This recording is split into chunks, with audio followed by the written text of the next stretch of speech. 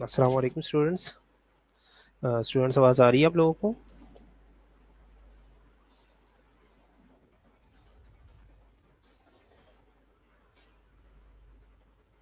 Students आवाज़ आ रही है?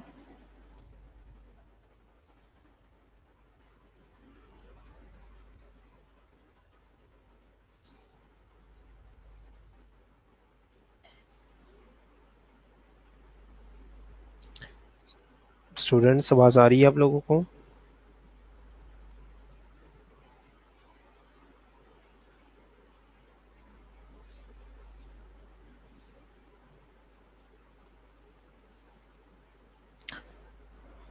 आवाज़ नहीं आ रही है आप लोगों को? आ रही है। ओके, ठीक है। लास्ट लेक्चर में किसी का कोई क्वेश्चन हो तो पूछ लो आप लोग।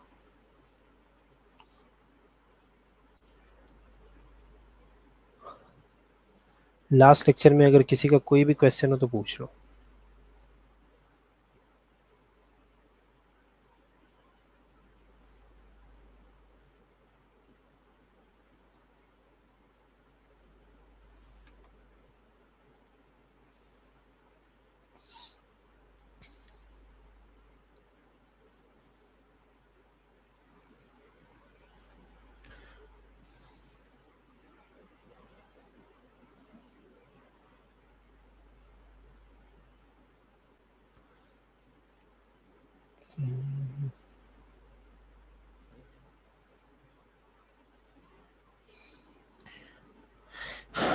ठीक है, लास्ट टाइम हमने कितना कहाँ तक पढ़ा था? क्लियर है, okay, very good. Last time हमने प्रोसीजरल, ठीक है, ओके। लास्ट टाइम हमने प्रोसीजरल मेमोरी तक पढ़ा था। प्रोसीजरल मेमोरी को हम क्या कहते हैं? Procedural memory. और नेक्स्ट जो हमने पढ़ा था, इन दो मेमोरीज के बारे में पढ़ा था, declarative memory and procedural memory. अब डिक्लेरेटिव मेमोरी क्या है? डिक्लेरेटिव मेमोरी को हम एक्सप्लिसिट मेमोरी भी कहते हैं और प्रोसीजरल मेमोरी को हम इम्प्लिसिट मेमोरी भी कहते हैं। ठीक है। अब डिक्लेरेटिव मेमोरी क्या है या एक्सप्लिसिट मेमोरी क्या है? डिक्लेरेटिव मेमोरी या एक्सप्लिसिट मेमोरी जो है ये आपके अवेयरनेस के साथ है।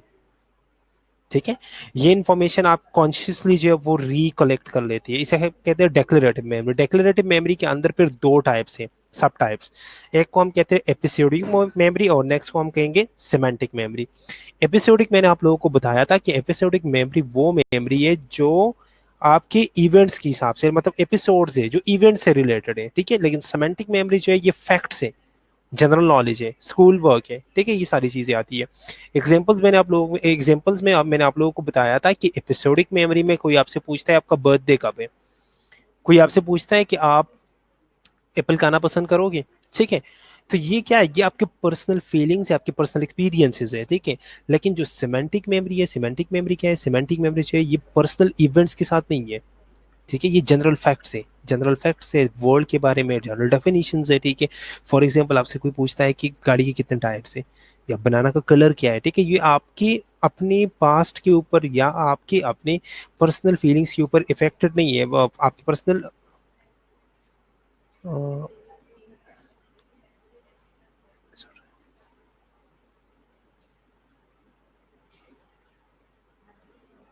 क्या हुआ? किसी का कोई क्वेश्चन है?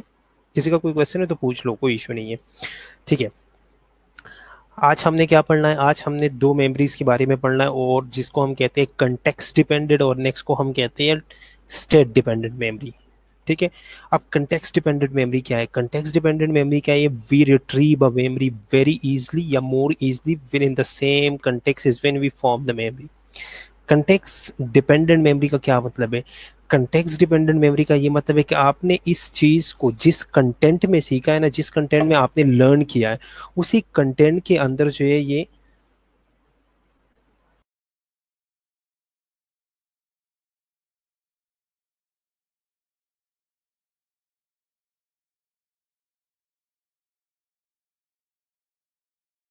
ओके। कंटेक्स्ट डिपेंडेंट मेमोरी क्या है? कंटेक्स्ट डिपेंडेंट मेमोरी ये है कि आपने जिस कंटेंट में कोई चीज़ लर्न किया है ना, उसी कंटेक्स्ट में जब आप जाते हो तो वो चीज़ आपको जल्दी इजीली याद आता है। फॉर एग्जांपल, आपने क्लासरूम के अंदर एक चीज़ लर्न किया है तो क्लासरूम के अंदर जो है वो चीज़ आपको जल्दी से जो है वो जल्दी रिट्रीव होगा। ठीक है, आपने जो है वो बाहर बैठ के कहीं पे जो है वो किया है तो बाहर बैठ के आपको जल्दी याद आएगा। उसी सेम कंटेक्स्ट में आप जब जाओगे ना तो वो चीज़ आसानी से याद आएगा आपको, आप रिट्रीव कर सकते हो। फॉर एग्जाम्पल, आपने अंडर वाटर कोई चीज़ लर्न किया, word learn under water are better retrieve under water, same उसी कंटेक्स में जाके वो चीज़ आपको आसानी से जो वो रिट्रीव होगा। ठीक है। नेक्स्ट जो है वो है state dependent. State dependent memory क्या है? स्टेट डिपेंडेंट मेमोरी का मतलब ये है कि our memory are not just link with external context, सिर्फ और सिर्फ एक्सटर्नल कंटेक्स्ट नहीं है जहाँ पे हमने ये लर्न किया है, साथ साथ हमारा इमोशनल स्टेट जो है वो भी इस हमारी मेमोरी को अफेक्ट करता है। फॉर एग्जांपल, आपने एक चीज़ जो है वो लर्न किया था, आप उस वक्त आपका मूड जो था वो हैप्पी मूड था, तो आपने हैप्पी मूड में वो चीज़ वो जो है वो जल्दी रिट्रीव होगा। अगर आपने सैड मूड में किया है, ठीक है, इमोशनल स्टेट आपका उस टाइम पे ठीक ठीक नहीं था, आप सैड थे, तो वो चीज़ जो है वो आपको सैड मूड में ही जल्दी जो है वो याद आएगा। ठीक है। इस स्टेट डिपेंडेंट मेमोरी को हम क्या कहते हैं? स्टेट डिपेंडेंट मेमोरी को हम मूड कंग्रुएंट मेमोरी भी कहते हैं। ठीक है। Mood congruent memory refer to the tendency to selectively recall data that are consistent with one current mood.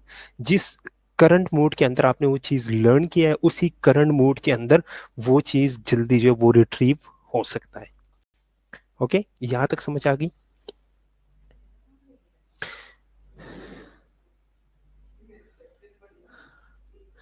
यहाँ तक कोई क्वेश्चन नहीं इसमें?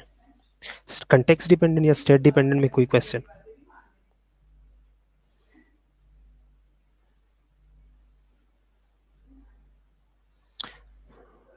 ठीक है। Okay, next. नेक्स्ट है फ्लैश बल्ब मेमोरी। अब फ्लैश बल्ब मेमोरी क्या है? Flash bulb memory refer to emotionally intense event that become burned in as a vivid seeming memory. Note that flashbulb memory are not as accurate as they feel.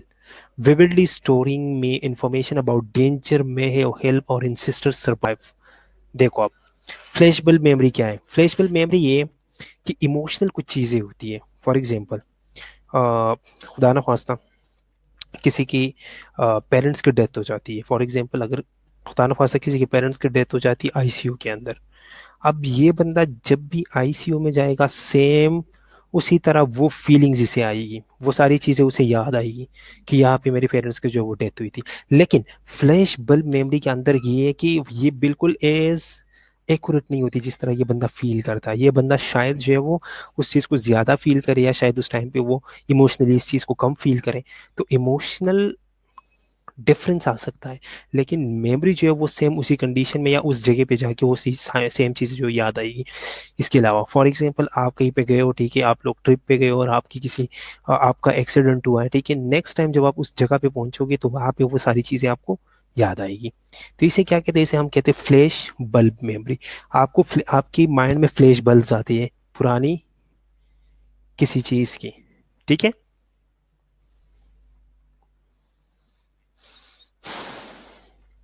Flash bulb clear है?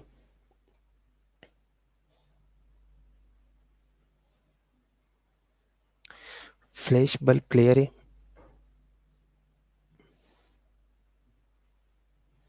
Okay. Next. Next है डीजाऊ। डीजाऊ या already seen. ठीक है। आप लोगों में से काफ़ी सारे लोग जो वो मूवीज़ देख रहे होंगे, ठीक है।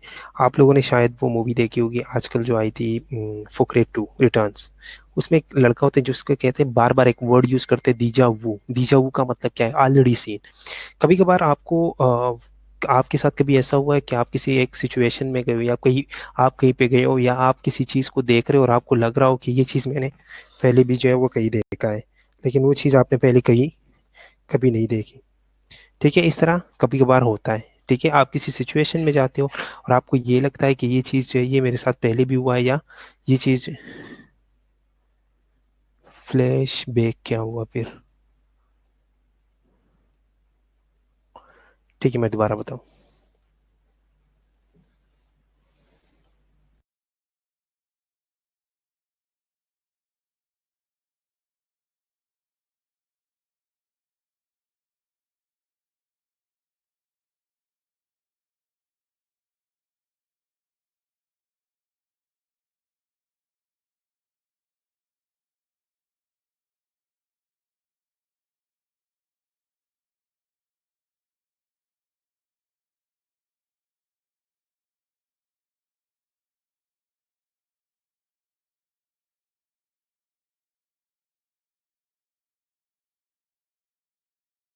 ओके, फ्लैश बल्ब की समझ नहीं आई, फ्लैश बल्ब देख लो। फ्लैश फ्लैश बल्ब का ये मतलब है ना, फ्लैश बल्ब मेमोरी का नाम है, वो मेमोरी है, लेकिन इसके साथ साथ जो है ना, ये इंटेंस इवेंट की मेमोरी है, ये सिर्फ और सिर्फ इंटेंस इवेंट की मेमोरी है। ठीक है, फ्लैश बल्ब मेमोरी जो है ये इंटेंस इवेंट्स की मेमोरी है। इंटेंस इवेंट का मतलब ये है किसी की डेथ हुई है, आपका कहीं एक्सीडेंट हुआ है, आपने कोई हादसा देखा है, इसे कहते हैं फ्लैश बल्ब। फ्लैश बल्ब के साथ साथ आपको वो सारी चीज़ें याद आती कि इस तरह ये यहाँ पे जो है वो तबाही हुई थी, ये लोग रो रहे थे, ये लोग चीख रहे थे, इतने लोग जो है वो जख्मी हो गए थे, ये सारी चीज़ें याद आती है। तो इंटेंस इवेंट की जो मेमोरी होती है ना, जिसके साथ इंटेंस इमोशंस अटैच होती है, उसको हम फ्लैश बल्ब कहते हैं। अगर सिंपल ये होता तो सिंपल तो फिर ये मेमोरी होती, ठीक है, लेकिन इंटेंस इमोशनल इवेंट्स है ये। इसके साथ असल में ये फ्लैशबैक्स ही है, जो आपको फ्लैशबैक्स आते हैं ना किसी चीज़ के, उसे हम कहते हैं फ्लैश बल्ब मेमोरी। ठीक है, ये असल में फ्लैशबैक्स ही है। ठीक है, जो ये फ्लैशबैक्स आती है वो असल में क्या है, वो फ्लैश बल्ब मेमोरी है। अब क्लियर है?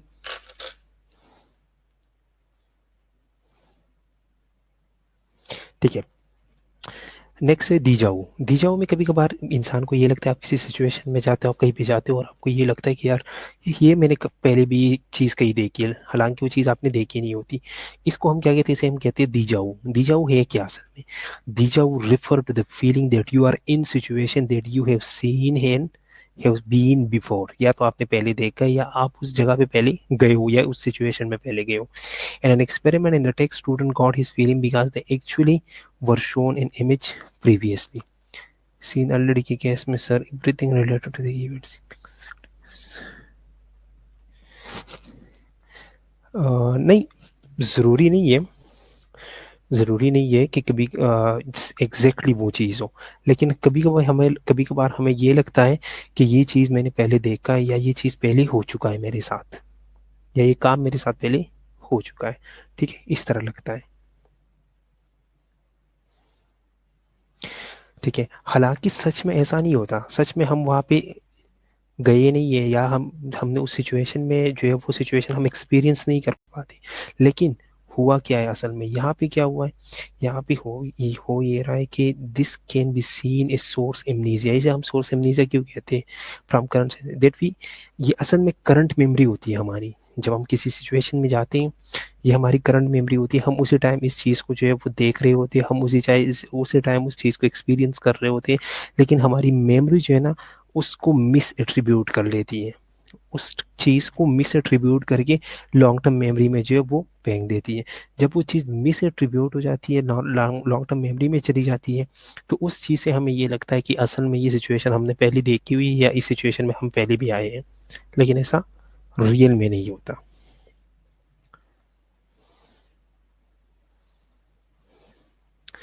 ठीक है, नेक्स्ट लास्ट पॉइंट को देखो, ये हो क्यों रहा है, वाई डज दिस हैपन, क्यों हो रहा है? समटाइम और sense of familiarity and recognition kick in too soon. जो हमारी सेंस ऑफ फेमिलियरिटी है ना, या जो हमारा रिकॉग्निशन सेंस है, ये कभी कभार बहुत जल्दी किक कर लेता है, उस चीज़ को बहुत जल्दी पिक कर लेता है। ठीक है, एंड और brain explain this has been cause by prior experience. और हमारा ब्रेन ये कहता है कि नहीं, ये तो कोई पहले हमने एक्सपीरियंस किया है। असल में हाँ, कभी कभार फातिमा बिल्कुल ठीक कह रही हो, कभी कभार हम ये भी कहते हैं कि ये हमने ख्वाब में देखा है। कुछ होते भी है कि हम चीज़ें ख्वाब में देख लेते हैं, ड्रीम्स आती हैं, लेकिन कुछ चीज़ें हमें ऐसा लगता है कि ये यार ये मैंने पहले देखा हुआ है, फिर हम सोचते हैं नहीं पहले देखा नहीं होगा, शायद ख्वाब में देखा होगा। इस तरह होता है। ठीक है, तो असल में होता क्या है कि हमारी जो रिकॉग्निशन सेंस है ना, जो हम चीज़ों को रिकॉग्नाइज करते हैं, चीज़ों को फेमिलियरेट करते हैं, ठीक है, तो ये जो रिकॉग्निशन और फेमिलियरिटी का सेंस है ना, ये बहुत ज़्यादा बहुत जल्दी जो है वो एक्ट कर लेता है, चीज़ों को पिक कर लेता है। तो ब्रेन को ये लगता है कि ये जो है ये हमारा प्रियर एक्सपीरियंस है, कोई पहले जो ये चीज़ हमने एक्सपीरियंस किया होता। ठीक है, ऐसा ही है बिल्कुल। इसकी समझ आ गई?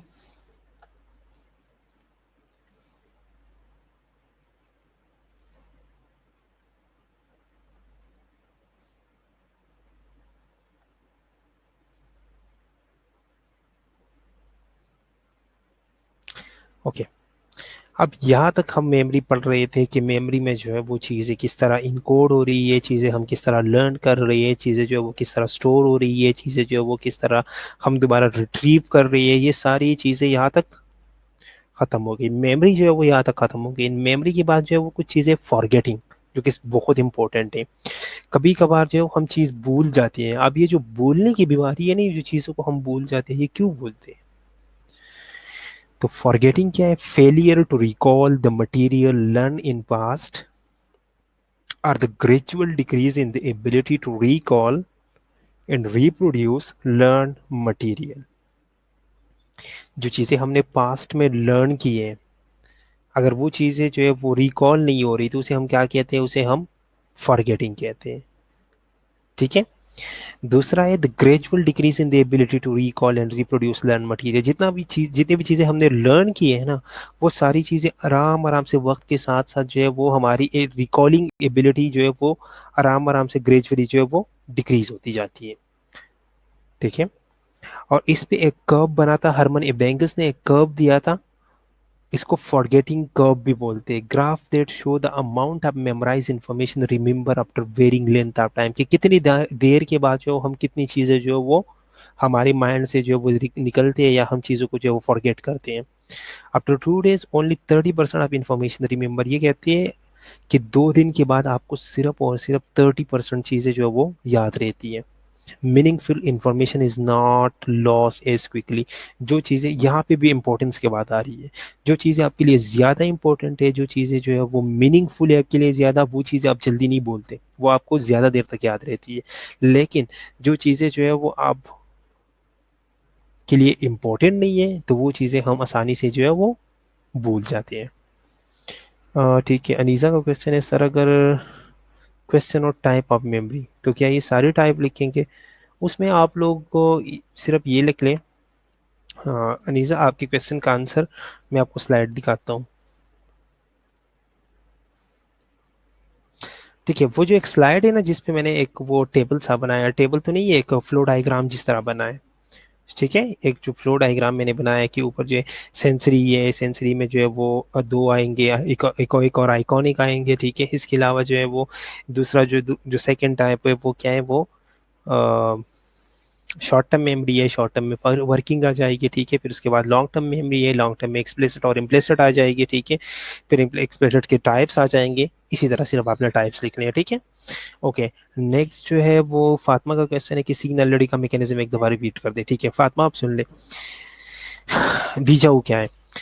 दीजाऊ असल में ये है कि इसको हम क्या कहते हैं? ऑलरेडी सीन कहते हैं। ऑलरेडी सीन का ये मतलब है कि कभी कभार हमें ये लगता है कि हम किसी सिचुएशन में जाते हैं, तो हमें ये लगता है कि हम पहले भी इस सिचुएशन में आए, या पहले भी ये चीज़ हम देख चुके हैं या एक्सपीरियंस कर चुके हैं।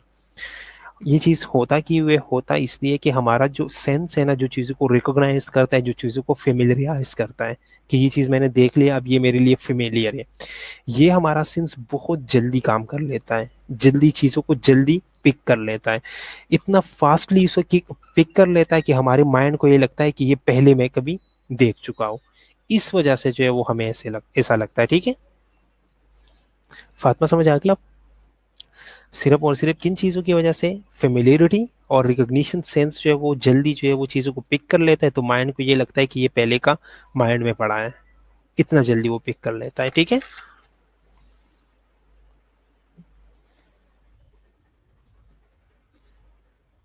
फातिमा, क्लियर है अब?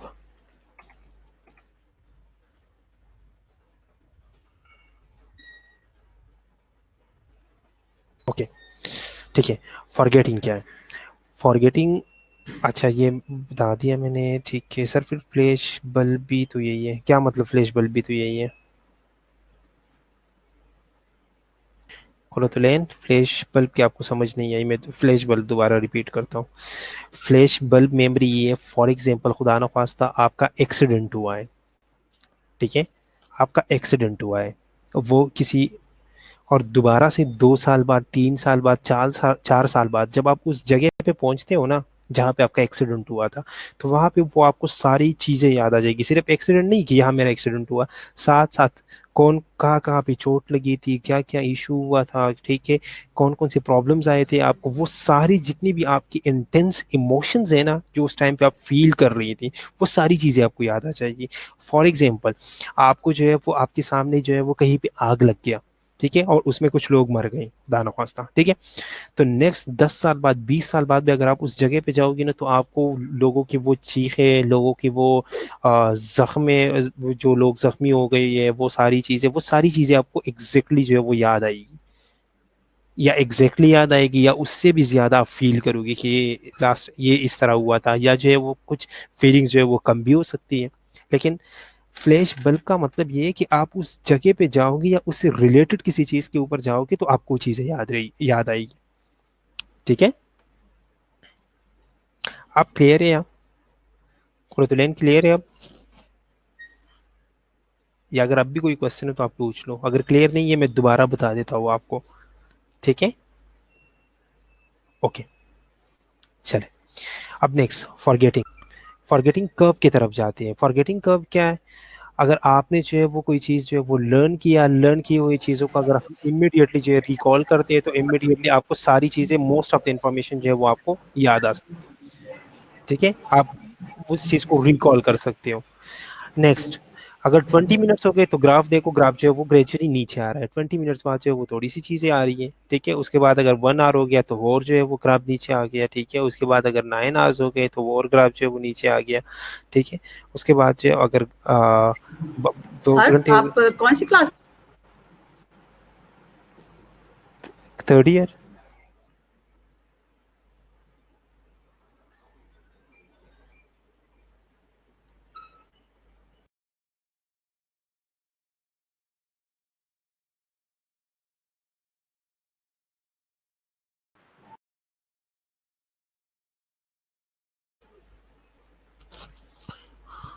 ओके,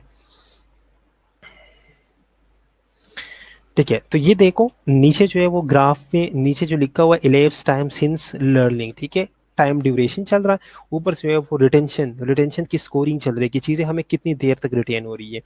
तो अगर ऑन द स्पॉट इमीडिएटली आप चीज़ों को, फॉर एग्जांपल अभी मैंने कुछ पढ़ाया, 2 मिनट बाद मैं आपसे पूछो, 2 मिनट बाद आपको सारी चीज़ें याद रहेगी, इमीडिएट अगर रिकॉल हुआ तो 100% शायद आपको चीज़ें याद हो, या 99% याद हो। 20 मिनट बाद अगर मैं पूछूँ तो शायद 70% आपको याद हो, 1 घंटे बाद में पूछूँ तो शायद 50% आपको याद हो, 9 घंटे बाद में पूछूँ तो आपको 40-45% याद रहेगा, ठीक है, उससे अगर मैं 10-12 घंटे बाद पूछूँ तो आपको जो है वो 40-30-40% याद रहेगा, ठीक है, मैं 1-2 दिन बाद पूछूँ, ठीक है, तो आपको चीज़ें जो है वो 10% 30% याद रहेंगे, ठीक है, 5-6 दिन बाद भी जो 10-20% 25% याद रहेंगे, ठीक है।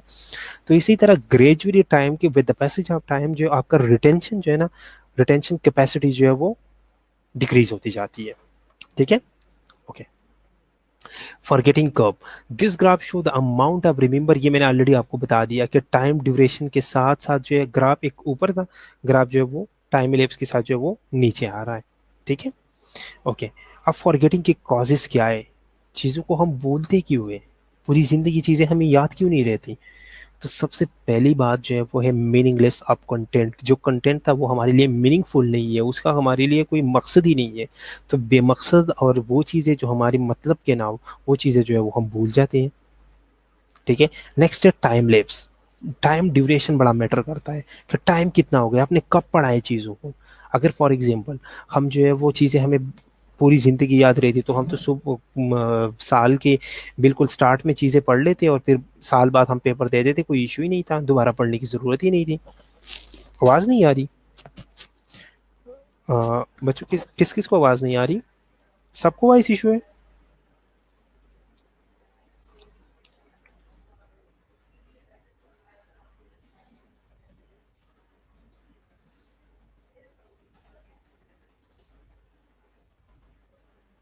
वॉइस इशू है?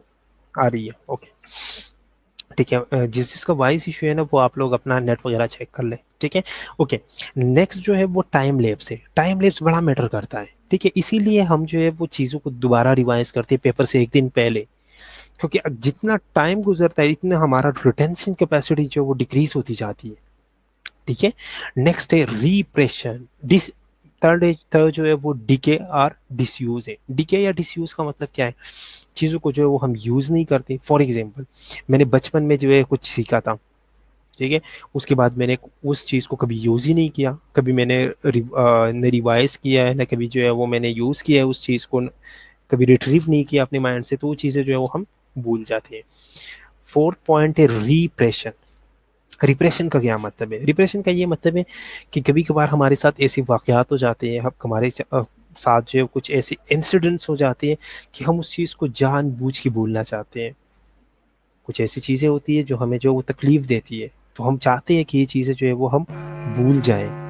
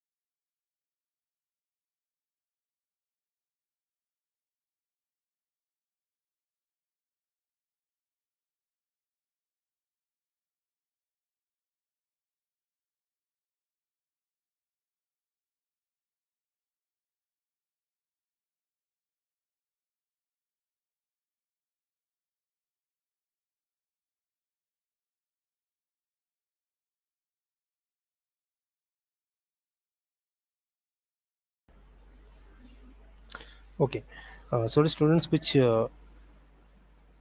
नेट का थोड़ा-सा इश्यू आया था, इस वजह से थोड़ा-सा मसला हो गया। रिप्रेसिंग मेमोरी कैन हेल्प इस फॉरगेटिंग सर कंप्लीटली? नहीं, कंप्लीटली नहीं, मैं बताता हूँ। देखो, कुछ चीज़ें जो है ना, कभी-कभार ऐसा भी होता है हमारे साथ कि कुछ चीज़ें हम भूलना चाहते हैं लेकिन हम भूल नहीं पाते, क्योंकि उसकी मेमोरी इतनी इंटेंस होती है ना कि वो चीज़ें जो वो आप जब आपने स्टोर किया है ना उस चीज़ को, तो वो चीज़ें जो वो ऑलरेडी लॉन्ग टर्म मेमोरी में जो है वो स्टोर हो जाती है। तो इस वज़ह से आपको थोड़ा ना भूलने में थोड़ा-सा टाइम लगता है। लेकिन रिप्रेसिंग क्या है? रिप्रेसिंग को हम क्या कहते हैं? रिप्रेसिंग को हम मोटिवेशनल फॉरगेटिंग भी कहते हैं। अ, रिप्रेशन को ये यहाँ पे लिखा नहीं जा रहा सही तरह, लेकिन मैं आप लोगों को बता देता हूँ कि repression is also known as motivational forgetting. Motivational forgetting. Depression को हम मोटिवेशनल फॉरगेटिंग भी कहते हैं। मोटिवेशनल फॉरगेटिंग का मतलब क्या है? मोटिवेशनल फॉरगेटिंग ये कि हमारी इंटेंशन से हम चाहते हैं कि हम इस चीज़ जो है भूल जाए, तो तब भी जो है वो चीज़ें जो है वो हम भूल सकते हैं। नेक्स्ट है gestalt approach. Gestalt gestalt approach क्या है? आप लोगों ने ऑलरेडी पढ़ा है सेकेंड ईयर में। What is gestalt approach? Gestalt approach क्या है? आप लोगों ने बताना है मुझे।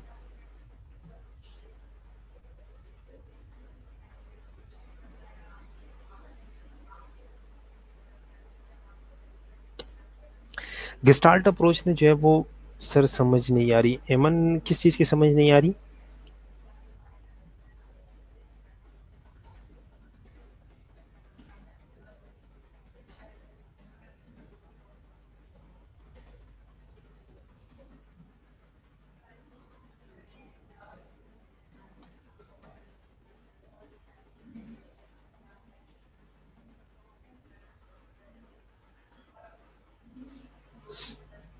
एमन राहत, जहाँ से समझ नहीं आई मुझे बताओ, मैं दोबारा रिपीट कर लेता हूँ, ठीक है? ओके, गेस्टाल्ट अप्रोच क्या है? गेस्टाल्ट अप्रोच ने मुख्तलिफ, उन्होंने क्या किया, उन्होंने मेन अरेंजमेंट के ऊपर बात की थी, ठीक है? तो अरेंजमेंट के बेस पे भी हम चीज़ों को जो है वो भूल जाते हैं कभी कभार, ठीक है? नेक्स्ट है इंटरफेरेंस। इंटरफेरेंस क्या है? गेस्टाल्ट के अंदर 7 थेरीज है, वो हम इंशाल्लाह आगे पढ़ेंगे, ठीक है? तेरी अब सिंप्लिसिटी है, ठीक है, तेरी अब वेरिएबिलिटी है, तेरी अब फेट है, इसके अलावा उसमें है क्लोजर है, ठीक है, वो सारी चीज़ें उसमें आ रही है। टाइम लेप्स और रिप्रेशन की समझ नहीं आई, ठीक है बेटा। टाइम लेप्स क्या है? टाइम लेप्स का मतलब ये है ना कि वक्त के साथ साथ हम चीज़ों को भूल जाते हैं। फॉर एग्जाम्पल, मैंने एक चीज़ जो है वो मुझे किसी ने साल के स्टार्ट में पढ़ाया है कि साल के स्टार्ट में जो है वो पहला चैप्टर पढ़ाया, अब पूरा साल मैंने उस चैप्टर को टच नहीं किया, तो लास्ट पे मुझे याद नहीं रहेगा, ठीक है, मुझे दोबारा पढ़ना पड़ेगा। तो टाइम लैप्स का मतलब ये है कि वक्त के साथ साथ हम चीज़ों को भूल जाते हैं। रिप्रेशन का मतलब क्या है? Repression is also known as motivational forgetting. Motivational forgetting का मतलब ये है कि हम चाहते हैं कि हम उस चीज़ को भूल जाएं, ठीक है, हम हमारी इंटेंशंस होती है कि ये चीज़ जो है ये मैं भूलना चाहता हूँ, तो उसे क्या कहते हैं? उसे कहते हैं रिप्रेशन, ठीक है। नेक्स्ट, ठीक है, मेमोरी को कनेक्ट करने सिमिलरिटी प्रॉक्सिमिटी की प्रिंसिपल को यूज करके गेस्टाल्ट अप्रोच कहते हैं। Very good Fatima. फातिमा बिल्कुल, सिमिलरिटी है, प्रॉक्सिमिटी है, कनेक्टेडनेस है, क्लोजर है, ठीक है, फेट है, वो सारी चीज़ें उसके अंदर आती है। तो अरेंजमेंट के बेस पे या उन चीज़ों के बेस पे हम चीज़ों को जो है वो, जब वो अरेंजमेंट, वो सारी चीज़ें जो है जब वो डिस्टर्ब हो जाती है तो हम चीज़ों को जो है वो भूल जाते हैं, ठीक है। नेक्स्ट जो हमारा है वो इंटरफेरेंस है। इंटरफेरेंस का क्या मतलब है? इंटरफेरेंस का ये मतलब है, फॉर एग्जाम्पल, जिस तरह मैं फर्स्ट ईयर में जो है वो पूरा सब कुछ जो है वो याद कर लेता हूँ, मुझे याद हो जाता है, ठीक है। मैं सेकेंड ईयर में जाता हूँ, फिर मैं सेकेंड ईयर का सारा कोर्स जो है वो याद कर लेता हूँ, फर्स्ट ईयर की मोस्टली चीज़ें जो है मैं भूल जाता हूँ। तो ये चीज़ें इंटरफेयर कर लेती है, न्यू नॉलेज या ओल्ड नॉलेज के साथ, या ओल्ड नॉलेज न्यू नॉलेज के साथ इंटरफेयर कर लेता है और हम चीज़ों को भूल जाते हैं। इंटरफेरेंस में आगे बताऊंगा आप लोगों को, दो तरह की इंटरफेरेंस होती है, ठीक है। ओके, उसके बाद है लर्निंग मेथड। ये बड़ा डिपेंड करता है आपका लर्निंग मेथड क्या था। आपने चीज़ जो है वो किसी से सुनी थी, आपने चीज़ जो है वो कहीं देखी है, आपने चीज़ जो है वो खुद एक्सपीरियंस किया है, या किसी चीज़ को आपने खुद जो है उसके नोट्स बनाए हैं। तो आपका लर्निंग मेथड जो है ना वो फॉरगेटिंग में बड़ा इफेक्टिव है कि आपका लर्निंग मेथड कौन सा था, ठीक है। नेक्स्ट है डिफिकल्टी लेवल। अगर मुश्किल चीज़ हो ना तो मुश्किल चीज़ हम आसानी से भूल जाते हैं, लेकिन ईजी चीज़ जो है वो लोगों को याद रहती है, ठीक है। तो डिफिकल्टी लेवल जो है ये भी बड़ा इफेक्ट होता है। नेक्स्ट है हेड इंजरी। सारी चीज़ें ब्रेन में स्टोर हो रही है, अगर किसी को हेड इंजरी हो गई या स्पाइनल कॉर्ड इंजरी हो गई तो चीज़ें भूल जाएंगे, ठीक है। नेक्स्ट है स्ट्रेसफुल सिचुएशन। जब भी हम किसी स्ट्रेसफुल सिचुएशन में आते हैं ना तो हम चीज़ों को भूल जाते हैं, जिस तरह हमारे साथ पेपर में होता है। अगर बहुत मुश्किल पेपर आया ना, तो अगर स्टार्ट के 10-15 एमसीक्यूज मुश्किल है ना, बाकी की अगर इजी भी है तो तब भी आप उसमें कुछ ना कुछ गलत करके आओगे। क्यों? क्योंकि आपको पहले एमसीक्यूज ने स्ट्रेस में डाल लिया। तो जब भी आप स्ट्रेसफुल सिचुएशन के अंदर आते हो ना तो स्ट्रेस में आप चीज़ों को भूल जाते हो, ठीक है। लास्ट वन जो है वो है ड्रग्स। कुछ ड्रग्स ऐसे हैं जिनकी वजह से हमें नींद आती है, जिनकी वजह से हम चीज़ों को भूल जाते हैं, ठीक है, उनका इफेक्ट ऐसा होता है। तो ये सारी जो ये जो जितने भी पॉइंट्स हमने पढ़ी है, ये क्या है? ये कॉजेज ऑफ फॉरगेटिंग है। ये वो पॉइंट्स है, ये वो चीज़ है जिनकी वजह से हम चीज़ों को फॉरगेट करते हैं, चीज़ें जो है हम भूल जाते हैं, ठीक है। ओके, अब थेरीज ऑफ फॉरगेटिंग है। फॉरगेटिंग की अपनी थेरीज है। यहाँ तक किसी का कोई क्वेश्चन?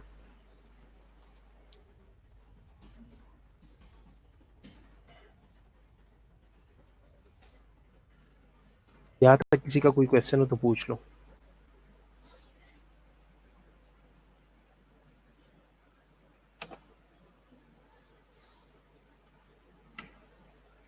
क्लियर है यहाँ तक? ओके, अब फॉरगेटिंग की थेरीज हमने पढ़नी है।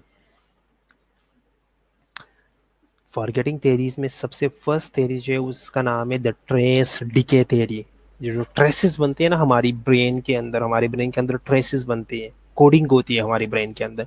तो वो ट्रेस जो है वो उनकी डिके भी होती है, टाइम के साथ साथ जो वो चीज़ें जो है वो ट्रेसेस ख़त्म हो जाती हैं, ठीक है। जिस तरह हम, एग्जाम्पल क्या है, जिस तरह हम लेड पेंसिल, याद है ना लेड पेंसिल की?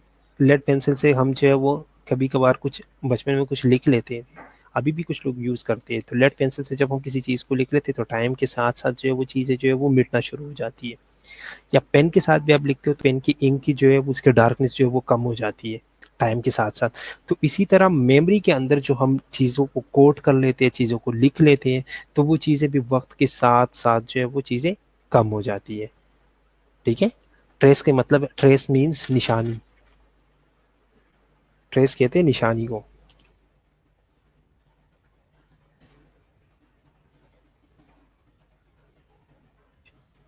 है। Psychologists think that it is due to fading of memory traces or decay that happen with lapse of time. Psychologist क्या कह रहे थे, कुछ साइकोलॉजिस्ट ऐसे थे, उन्होंने कहा था कि वक्त के साथ साथ जो हमने माइंड में ट्रेसेस बनाई है, जो निशानात रखे हैं चीज़ों को याद करने के लिए, वक्त के साथ साथ वो चीज़ें जो वो फेड आउट हो जाती है, वो चीज़ें जो है वो ख़त्म हो जाती है। ठीक है। Decay is what supposedly occur when the passage of time causes us to forget. With the passage of time चीज़ें जो हम भूल जाते हैं।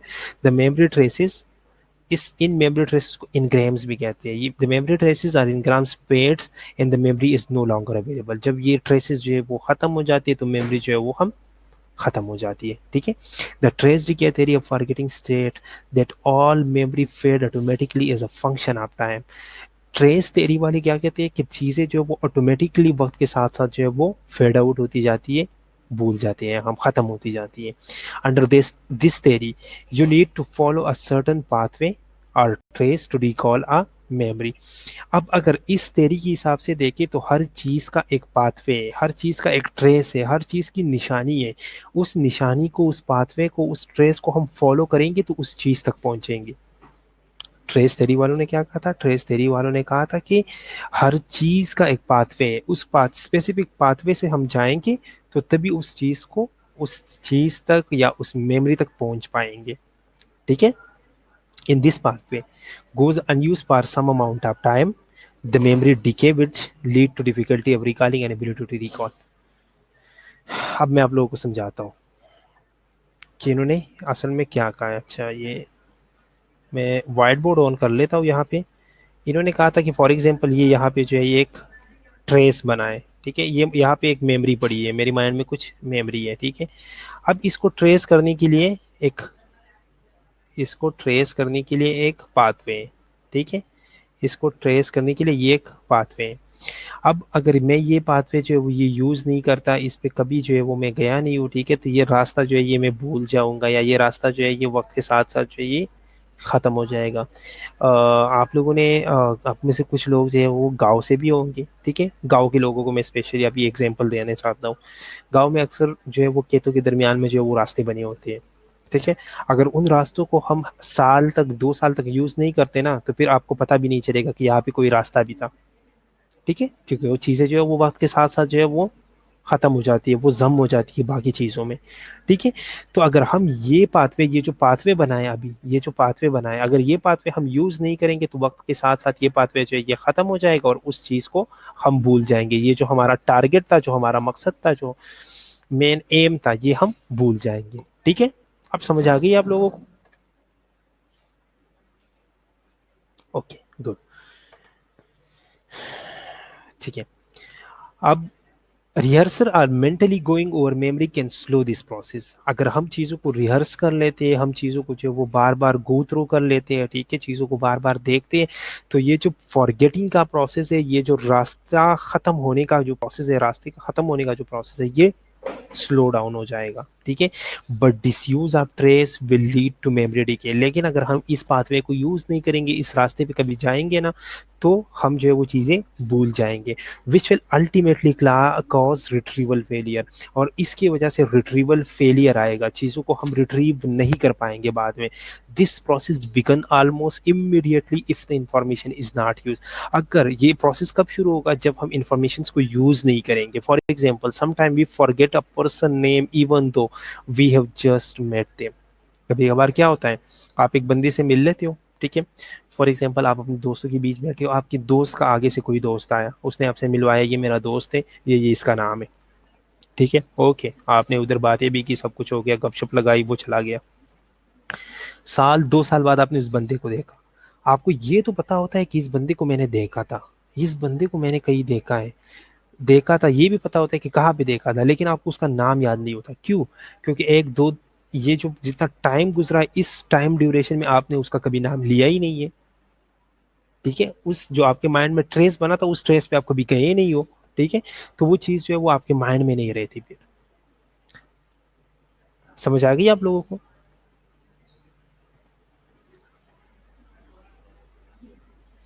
ये देखें, यहाँ पे इस कर्व को देखे 100% जो है वो सिलेबस याद था जिस जिस टाइम पे मैंने पढ़ा। टाइम के साथ साथ साथ साथ साथ साथ जो है वो कर्व नीचे आ रहा है और चीज़ें जो है वो हम भूल जाते हैं। ओके, चलिए नेक्स्ट पढ़ते हैं। इंटरफेरेंस थ्योरी बड़ी ही इंटरेस्टिंग थ्योरी है। ठीक है, इंटरफेरेंस का क्या मतलब है? It is easier. ठीक है, मैं आप लोगों से इंटरफेरेंस से पहले एक चीज़ पूछता हूँ। आपको कौन सी चीज़ ज़्यादा देर तक याद रहती है, जो चीज़ें आप लोगों ने स्कूल में पढ़े या जो चीज़ें अभी आप लोग पढ़ रहे हो? या चलो स्कूल छोड़ दो, जो चीज़ें आप लोगों ने फर्स्ट ईयर में पढ़ी है और जो चीज़ें आप लोग अभी पढ़ रहे हो, कौन सी चीज़ ज़्यादा देर तक याद रहेगी? ऑब्वियसली जो चीज़ें हम रिसेंट पढ़ते हैं वो चीज़ें जो है वो हमें ईजिली जो है वो आसानी से हम उसे रिट्रीव कर सकते हैं। ठीक है, it is easier to remember recent event in those further in the past. जो पास्ट की चीज़ें वो मुश्किल से याद होती है। ठीक है, और जो चीज़ें हमने अभी अभी पढ़ी है, ठीक है, या अभी अभी हमने जो एक्सपीरियंस किए वो चीज़ें हमें जल्दी है वो याद हो जाती है, वो रिट्रीव कर सकते हैं हम। Transience refer to the general deterioration of a specific memory over the time. Transience का मतलब क्या है? ट्रांजिएंस में तो ठीक है, स्पेसिफिक मेमोरी जो है वो ट्रांजिएंस में तो ट्रांजिएंस तो ये है कि स्पेसिफिक मेमोरी जो है वो with the passage of time जो है वो डिटोरिएट होती है। ठीक है, लेकिन इंटरफेरेंस की अगर हम बात करें तो इंटरफेरेंस थ्योरी में क्या होता है? Under interference theory transience occur because all memory interfere with the ability to recall other memory. अब कभी कभार कभी आप लोगों के साथ ऐसा हुआ है कि चीज़ें मिक्सअप हो रही है। हम कभी कभार कहते हैं ना, सर ये मैंने याद तो किया था लेकिन सॉरी वो चीज़ें मिक्सअप हो रही है। ये जो मिक्सअप होने वाली बात है ना, जो चीज़ें मिक्सअप हो रही है वो इंटरफेरेंस दे रही है। दो तरह की मिक्सअप होती है यहाँ पे। एक होता है प्रोएक्टिव मिक्सअप और दूसरा होता है रिट्रोएक्टिव mix up. Proactive interference and retroactive interference can impact how well we are able cause us to forget things to recall a memory in some time permanently। अच्छा, ये जो अब चीज़ें मिक्सअप होती है ना, दो तरह की मिक्सअप है। एक को हम प्रोएक्टिव कहते हैं, दूसरे को हम रिट्रोएक्टिव कहते हैं। या तो चीज़ें जो उस टाइम पे भूल जाती है या ऐसे भी हो सकता है कि परमानेंटली हम उस चीज़ को भूल जाए। एक चीज़ को हम परमानेंटली भूल जाए और दूसरा चीज़ जो है वो हमें याद रहे। अब प्रोएक्टिव क्या है और प्रोएक्टिव इंटरफेरेंस क्या है और दूसरा जो है वो रिट्रोएक्टिव क्या है? प्रोएक्टिव देख लो अब। Proactive interference occur when old memory hinder the ability to make new memory. Proactive interference का मतलब ये है कि आपकी ओल्ड मेमोरी जो है वो इतनी स्ट्रॉन्ग है कि आपकी न्यू मेमोरीज जो है उसे स्टोर होनी नहीं दे रही। In this type of interference old information inhibit the ability to remember new information. इसमें होता क्या है? इसमें ये होता है, इस टाइप ऑफ इंटरफेरेंस में ये होता है कि ओल्ड इंफॉर्मेशन जो है वो न्यू इंफॉर्मेशन को इनहिबिट कर लेती है। Such as when outdated scientific facts interfere with the ability to remember update facts। कभी कभार हमारे साथ ये होता है कि हमें जो है वो पुरानी theories याद होती है। ठीक है, लेकिन जो न्यू अब हम पढ़ रहे हैं वो चीज़ें हमें याद नहीं होती। ठीक है, दिस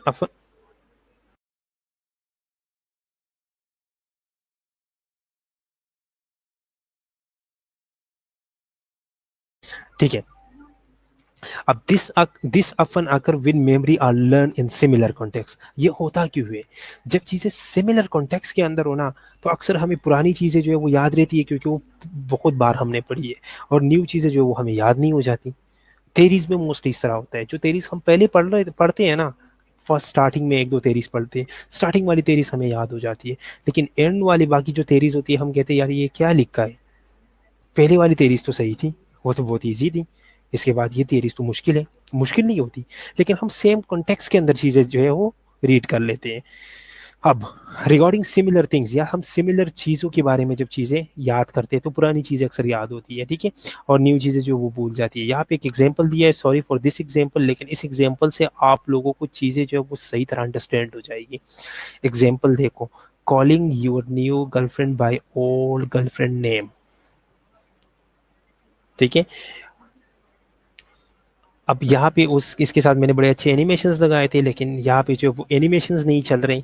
ठीक है, तो एनिमेशन में ये लड़की उसे थप्पड़ मारती है तो क्योंकि उसने वो पुरानी वाली का जो है वो नाम लिया इसके सामने, तो उसने थप्पड़ मार दिया।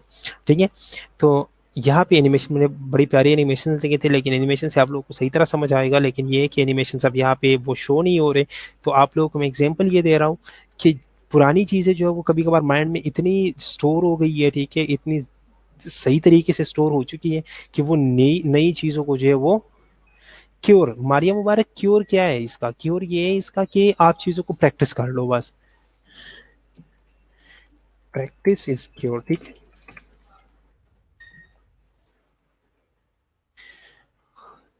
यहाँ तक समझ आ गई। नेक्स्ट है फिर रेट्रोएक्टिव इंटरफेरेंस। रेट्रोएक्टिव इंटरफेरेंस क्या है? Retroactive interference occur when old memory are changed by new one sometime, so much that original memory is forgotten. The ability to recall previously learned information is greatly reduced if that information is not utilized and there is substantial new information being presented. This often occurs when hearing recent news figure, then trying to remember earliest recent, getting a new bus number and forgetting the old bus number. ठीक है, आप लोगों में से आप लोग mobile कब से यूज कर रहे हो? किसी ने अपना नंबर चेंज किया है? किसी ने अपना मोबाइल नंबर चेंज किया है? कुछ लोगों ने किया होगा। अगर कुछ लोगों ने अपना मोबाइल चेंज नंबर चेंज किया है तो शायद उन्हें जो है वो पुराना नंबर याद ना हो, न्यू नंबर याद हो। क्यों? या जब हम गाड़ी ले लेते हैं, पुरानी गाड़ी का नंबर हमें याद नहीं होता क्योंकि अब उसके साथ हमारा कोई लिंक नहीं है, लेकिन न्यू गाड़ी हमने ले ली, उसका नंबर हमें याद है, ठीक है। क्योंकि पुरानी इन्फॉर्मेशन की अब हमें ज़रूरत ही नहीं है। जब पुरानी इन्फॉर्मेशन की अब हमें ज़रूरत नहीं है तो उस चीज़ों को हम भूल जाते हैं और नई इन्फॉर्मेशन जो है वो हम सीख लेते हैं और नई इन्फॉर्मेशन जो है वो हम लर्न कर लेते हैं, ठीक है। ओके, अच्छा यहाँ तक कोई क्वेश्चन?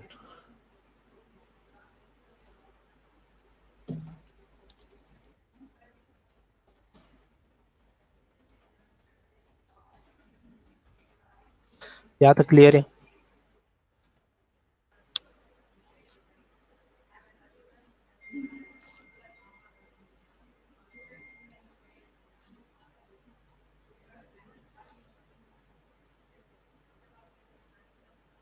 ओके, नेक्स्ट है रिप्रेशन। रिप्रेशन को हम क्या कहते हैं? मोटिवेटेड फॉरगेटिंग भी कहते हैं, ठीक है। ये वर्ड सबसे पहले फ्रूड ने डिफरेंस दोबारा रिपीट कर दे। ओके, मारिया मुबारक कह रही है डिफरेंस जो है वो दोबारा अच्छा, कुरतुलैन कह रही है डिफरेंस दोबारा रिपीट कर दे, ठीक है। कुरतुलैन, प्रोएक्टिव का मतलब ये है कि पुरानी चीज़ें आपको याद है, नई चीज़ें जो है वो आपको याद नहीं हो रही, ठीक है। लेकिन रेट्रोएक्टिव का मतलब ये है कि पुरानी चीज़ें आप भूल गए हो, नई चीज़ें आप याद है बस, ठीक है। ओके, नेक्स्ट फिर मारिया मुबारक का क्वेश्चन है, is it link with short और लॉन्ग टर्म मेमोरीज? ये लॉन्ग टर्म मेमोरी है, शॉर्ट टर्म नहीं है, ठीक है, लॉन्ग टर्म मेमोरी है। ओके, नेक्स्ट किसी का कोई क्वेश्चन? नो, ओके, ठीक है। रिप्रेशन, रिप्रेशन जो है ये मोटिवेटेड फॉरगेटिंग इसे कहते हैं, ठीक है। मोटिवेटेड फॉरगेटिंग क्या है? ये मोटिवेटेड फॉरगेटिंग वर्ड जो है ये सबसे पहले फ्रूड ने यूज़ किया था। Freud emphasize the emotional basis of forgetting and through the concept of repression suggest a mean by which threatening material can be kept from consciousness. Freud ने ये कहा था कि वो चीज़ें जो हमें तकलीफ देती है, ऐसी मेमोरीज जो हमें तकलीफ देती है, हम उन चीज़ों को चाहते हैं कि हम इन चीज़ों को अपने कॉन्शियस से दूर रखें, हम इन चीज़ों को भूल जाएं, ठीक है। He use to avoid remembering anything associated with fear और अनप्लीजेंट ऑफ काइंड। उसने कहा था कि जो चीज़ें, जिन चीज़ों से हमें खतरा है, जिन चीज़ों से जो है वो अनप्लीजेंट सिचुएशन है, ठीक है, वो चीज़ें जो है वो हम अवॉइड करते हैं कि उन चीज़ों को हम याद करें, तो उन चीज़ों को हम साइड पे कर लेते हैं। कभी आप लोगों को, अब तो आप लोग को माशाल्लाह बड़े हो, ठीक है, बचपन में कभी, बचपन में अक्सर हमारे साथ ही होता है। बचपन में अगर कोई, हम किसी के पास बैठ जाते हैं और कोई जो है वो भूतों और जिन्नात वगैरह इन चीज़ों की बातें शुरू कर ले, तो हम क्या कहते हैं उन्हें? प्लीज़ प्लीज़ प्लीज़ बातें ना करें, हमें याद ना करें, फिर हमें डर लगता है। क्यों? क्योंकि वो चीज़ें उसी टाइम वो हम, तो हम क्या करते हैं? हम अवॉइड करते हैं कि ये जो फ़ियरफुल चीज़ है, अनप्लीज़ेंट चीज़ है, वो हमें हम याद ही ना करें। हम खुद कोशिश करते हैं कि वो चीज़ें हम जो रिपीट ना करें, ठीक है? तो द ट्रॉमेटिक एक्सपीरियंस सेम इस ट्रॉमेटिक एक्सपीरियंस के साथ भी हो रहा है। फॉर एग्ज़ाम्पल मेरे साथ कोई हादसा हुआ है, ठीक है? या फॉर एग्ज़ाम्पल मैं जो है वो मुझे किसी चीज़ ने बहुत तकलीफ दिया है, तो मैं कोशिश करूँगा कि उस चीज़ को जो है ये मैं भूल जाऊँ, ठीक है? जो मेरी मेमोरीज़ को जो मुझे डिस्टर्ब कर रहे हैं, जो चीज़ें मुझे डिस्टर्ब कर रहे हैं, मैं कोशिश करूँगा कि ये चीज़ें जो है ये मैं साइड पे रखूँ, ये मैं भूल जाऊँ।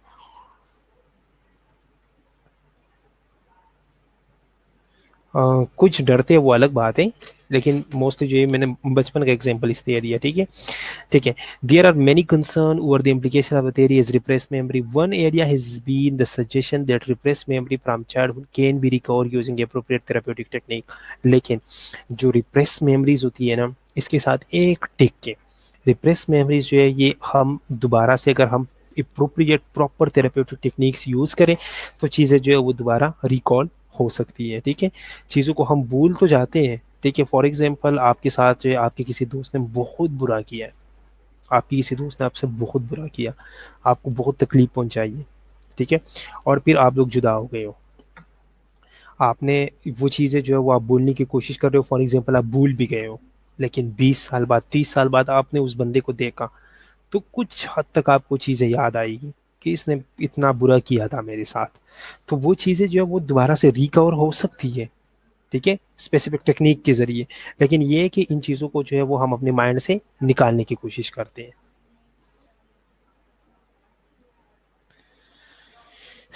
यहाँ तक किसी का कोई क्वेश्चन?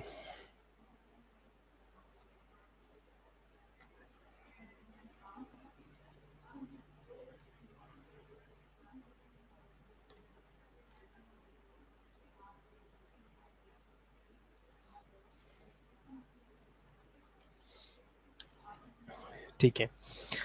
चले आज का लेक्चर हम यहाँ पे ख़त्म कर लेते हैं, ठीक है? यहाँ तक पढ़ लेते हैं। नेक्स्ट इंशाल्लाह कल हम पढ़ेंगे गेस्टाल्ट से, या गेस्टाल्ट भी चलो पढ़ लेते हैं, ठीक है? काफ़ी है, चलो काफ़ी है, ठीक है? तो कल इंशाल्लाह हम गेस्टाल्ट से स्टार्ट करेंगे। आज के लेक्चर में किसी का कोई क्वेश्चन या कल के लेक्चर में कोई क्वेश्चन हो, मतलब लास्ट लेक्चर में कोई क्वेश्चन हो तो पूछ लो।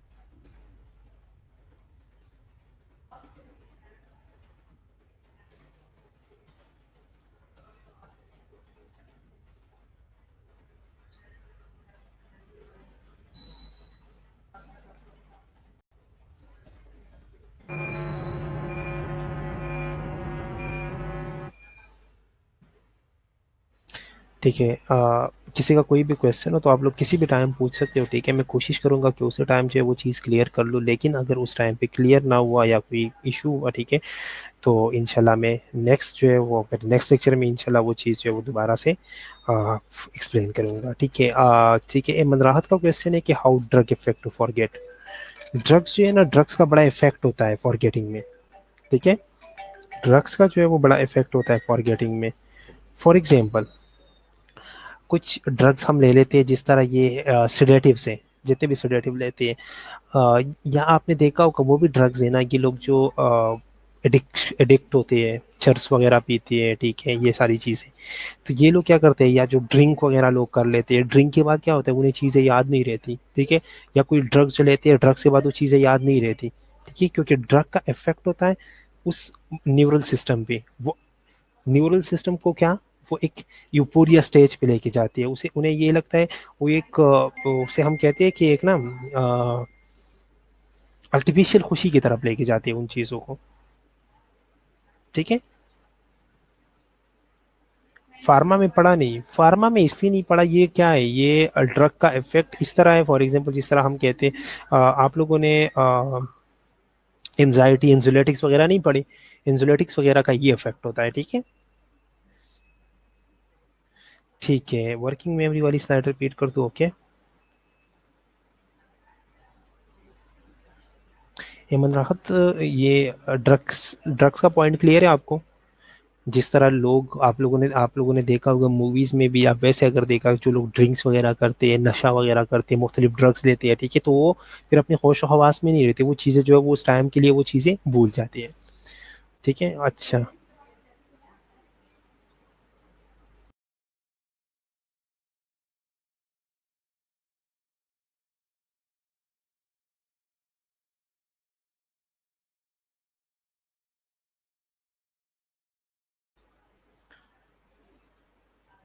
ठीक है, मैं वर्किंग मेमोरी, अच्छा वर्किंग मेमोरी क्या है?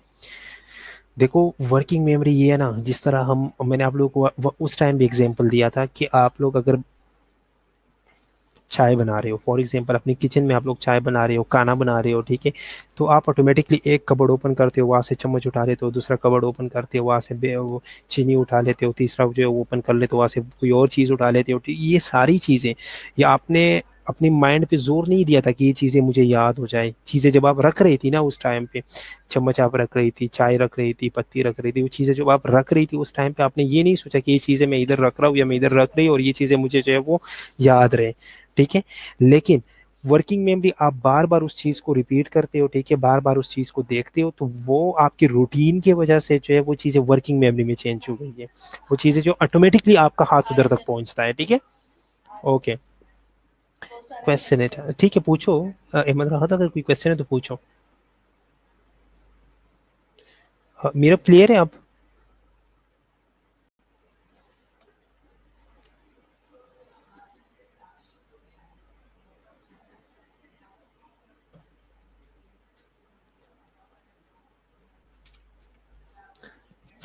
हम कैमरा